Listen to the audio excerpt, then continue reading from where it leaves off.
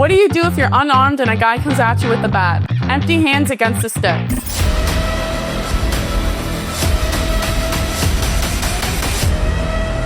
Welcome to Action Hound Media, the site and channel all about action. Life's boring, get some more action into your life. This week we are talking about what do you do when you're confronting a stick and you don't have a weapon. Well, before we get into that, I'd like you to know that I'm a martial artist for 30-something years, black belt in Filipino martial arts, which really deals with weapons fighting, especially sticks and knives. So I've had a lot of experience doing fighting with sticks and that sort of thing. I've competed extensively over the past 20, 30 years. One thing I've always was good at was disarms, believe it or not. So I feel like I'm a very good expert at this. I've had over 20 disarms in tournament competitions. So watch this video and you will learn what you need to do to take the stick away from someone when you're facing an assailant that has a blunt weapon where you have nothing in your hands. So check it out. You're gonna like this one. Welcome to Action Hound Media, the site and channel all about action. So this week we are going to talk about defending yourself against a weapon, mainly a blunt weapon, the stick. So empty hands versus the stick. The first things you want to know about like any kind of street self-defense is you have to be aware of your environment, all right? So if you're in a new town or something like that, you have to be aware of like shady characters around you, or if there's like a, rough looking thugs, of course you're going to cross the street, and you don't want to be walking into like an alley, a dark alley by yourself. You don't know where it goes, or things like that, or you don't want to be walking along in a parking lot late at night. You need to have more awareness of your environment. But in the event that you're in a situation where somebody has a blunt weapon and you have nowhere to go, you're probably gonna have to defend yourself against that person. Let's say you're with your family somewhere on vacation, or we're just walking through a city and some lunatic is walking down the street with a stick in his hand. It's going to be hard to run away, especially if you have little kids, but it's going to be hard to run away. So you might have to be in a position to defend yourself against some crazy person with a stick. With all the craziness going on in the world, I've seen so many things in the news and on videos of people getting attacked for no reason, people getting stabbed, people getting attacked by weapons for absolutely no reason. And like here in New York City, even, like, it's just amazing. People are getting punched for no reason. So you really have to be aware of your environment. But if you do face a weapon, I would say the best thing to do is to try to get out of that situation and run away, all right? Because anybody who has a weapon, a stick, a knife, a gun, or whatever, has a distinct advantage over you. So the best thing to do is to get away. There's no harm to your ego, no matter how great a martial artist you are. There's nothing wrong with running away if somebody has that kind of an advantage, because any kind of weapon can be a deadly weapon. You could die from encountering any kind of weapon, be it a knife, a gun, a stick. And out of all of them, the stick is probably the one you have to worry about the least, right? But it's still a dangerous weapon and you got to know what to do. So for basics, like, what's your stance? Like, like somebody's coming at me with a stick. How are you going to do this? Now, if you take a fighting posture like this, then your assailant, your attacker, knows that you're ready to fight, and then it changes the dynamics of the fight, because now your attacker is going to be able to respond from some defensive tactic that you might have. So I would say, you don't want to take a fighting stance when you see some guy coming at you, all right? You want to play the victim. You want to have them feel like they're in control. So what I would do is just put my hands up like this and say, whoa, whoa, whoa, try to keep your distance. I don't want any trouble, and, try to talk yourself out of the situation, right? So I would put my hands up, because putting your hands up like this creates somewhat of a barrier, right? So if I put my hands up like this, let's say Kevin is walking at me, right? Why don't you come over here, Kevin? Kevin's walking at me, right? And I've said, whoa, whoa, leave me alone. He's walking at me. But if I put my hands up, see, he'll stop right there, because he feels like this is somewhat of a barrier. It's a normal reaction to want to stop when somebody puts their hands out. So it's a good thing to put your hands out. Also, what this does too is alter the range for him, right? Because if he walked right up to me, see this, I'm in great danger here. He could knee me, he could punch me, whatever, right?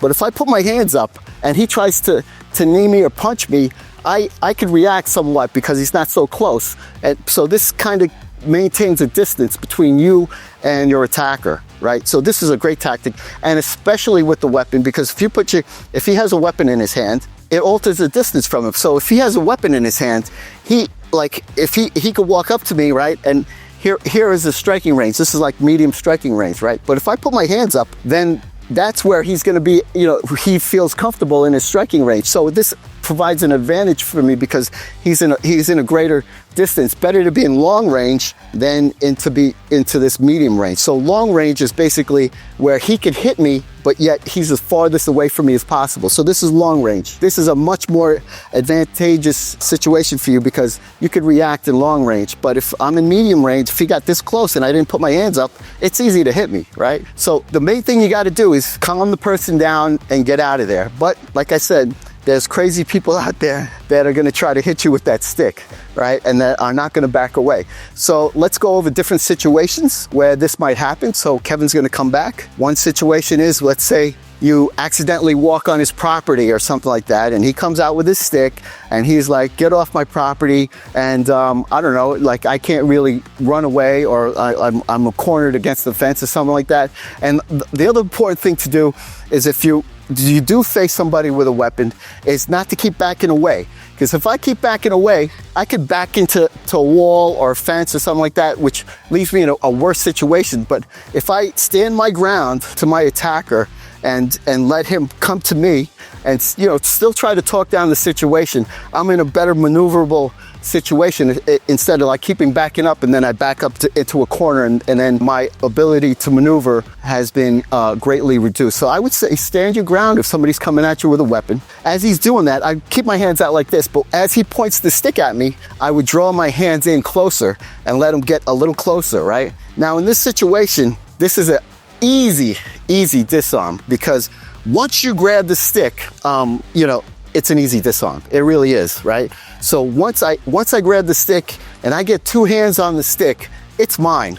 All right, so if you notice here, this stick is about 28 inches, right? Kevin's holding the stick at one end. He has control of about 8 inches of the stick.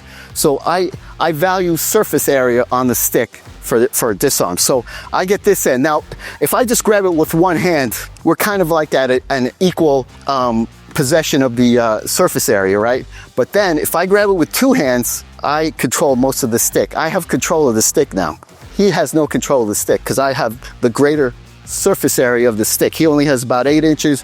I have about 22 inches of the stick, all right? When you get the stick in this situation, it is very easy to take it away.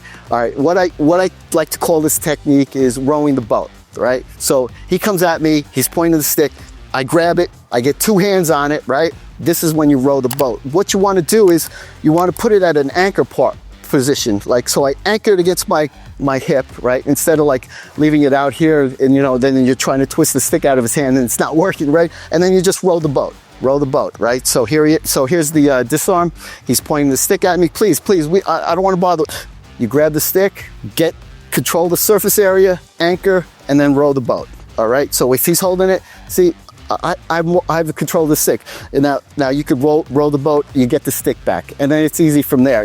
So here's the situation. He's pointing the stick at me. I'm like, please, and then you get the stick, put it on your hip. You could roll it counterclockwise, which I like to do, or you could roll it clockwise to get the stick. Now, once you get the stick, I would say, that's it. The situation's over. I don't recommend you attack the person because then he's the victim now because he's unarmed.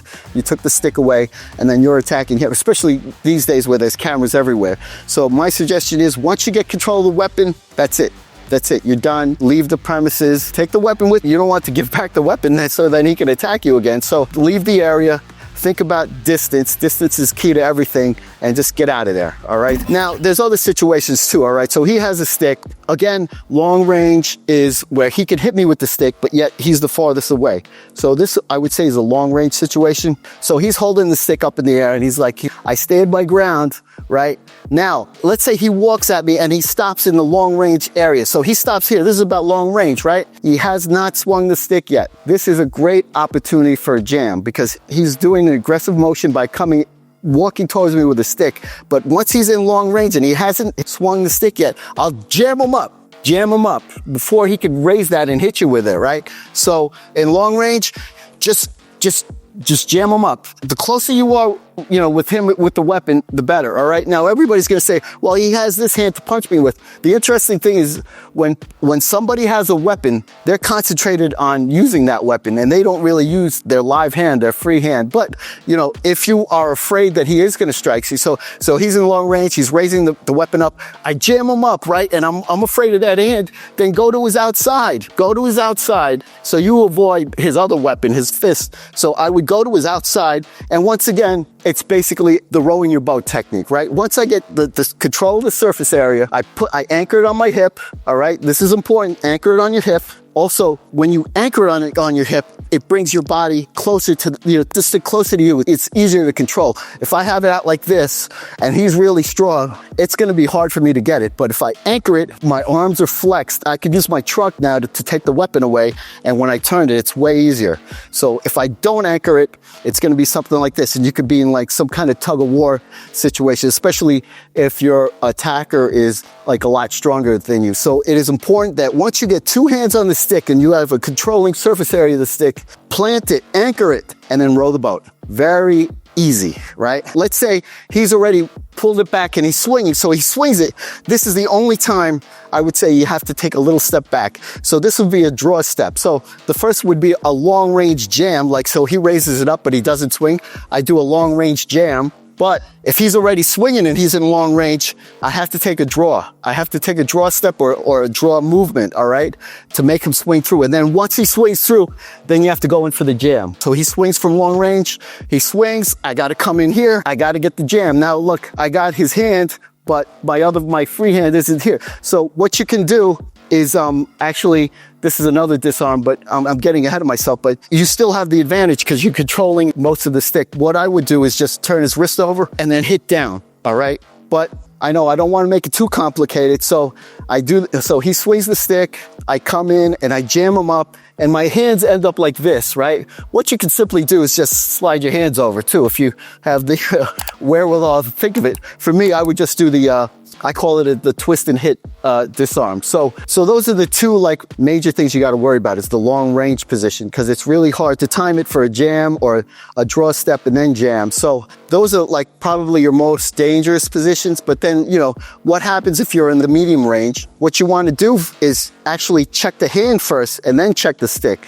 All right, so in empty hands, he comes at me, I check the hand first, and then I check the stick. Once I have a hand on the stick, you got this weapon, you know, even though if it's like this, we're in equal share of the surface area of the stick, you can still take this weapon away. So I'm going to show you a few techniques to how to take the weapon away when you're at equal surface area control, right? So here we are in medium range, he swings, I block, I get the stick, I only have one hand on the stick, he's got equal amounts of surface area. What you can do is a vine disarm, all right? So you use your arm, you go like this, and it's a vine, okay? So one variation is check, equal surface area, vine. So I just put my forearm in there, and then I you know, push the stick out. There's also another variation to this. It's more intuitive with the stick, but if, you know, you could also go from the outside and take it. It's a little harder, but the more intuitive vine technique is make, you know, get your forearm there, create an X, and then just vine it out. So that's one variation. The other variation also is I get it really good, right? I caught his stick very close to his hand. I got control of most of the surface area. It's like the stick disarm. You turn the butt pointing to the sky, and then you smash it out. All right. So that's the twist and hit disarm. All right. And then the other one would be I block, I catch the stick, I got the equal surface area. Here we go again, right? What you can do is the snake then, all right? So